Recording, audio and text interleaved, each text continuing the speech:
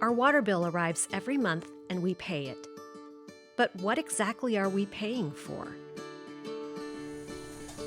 We've got 4 carbon filtration vessels here. Water goes in through the pipes in the top. It filters down through the carbon, comes out through the bottom, and then goes out to the system. And before it goes out to the system, it picks up its treatment. It picks up chlorine, it picks up fluoride, and picks up phosphate.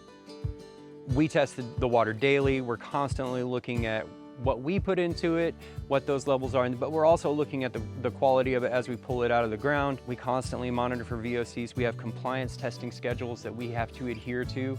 All those tests are public record and can be found on IDEM's website. If you know our system ID number, IN5255009. That will get you any kind of information you want to look up at the state level about our water system. So you get your bill, and it is due upon receipt, and then penalties are applied approximately 30 days later.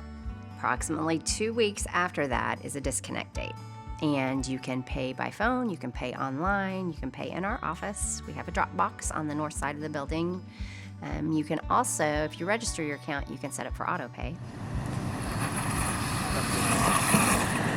Everybody has a hydrant surcharge on their utility invoice, and it is for the maintenance and repair of hydrant meters. Now, just because you don't have a hydrant meter in your yard doesn't mean you're not going to receive that charge, because it is for, you have them every so many feet. I'm not sure exactly what that is, but they're available if there's a fire. So you want them. They're important. Most people set their trash out on Monday through Friday, whatever day is their day, and they don't give another thought to the trash. Well, there's a lot involved in that. We've got to pick it up. We've got 2 garbage trucks. That requires 6 people, and that's just to get it from point A to point B. And it eventually ends up at our transfer station. We actually have a compactor where they smush it together, and they load up trailers, 53-foot trailers, that are then hauled to landfills. In Mooresville, the residents up there are paying $22.75. Bargersville is close to $29 a month. As you get closer and closer to Indianapolis, you're getting in the mid-40s every month. So right now we have a real bargain. Everybody pays a stormwater fee on their water bill. The biggest problem we have is specifically in the fall, the leaves accumulating over that, plugging it up, so the effectiveness of the system is often compromised by the leaves and clutter on top of it.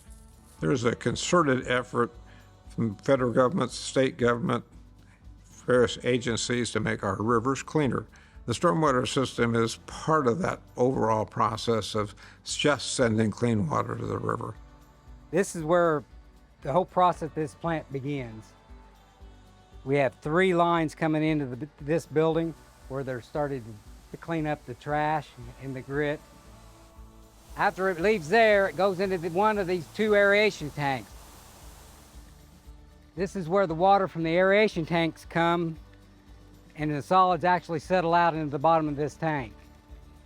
The water from here actually exits and goes to our final step, which is the UV building.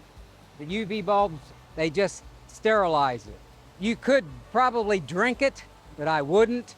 But it's definitely cleaner than what's already in the river right now is what we put back in.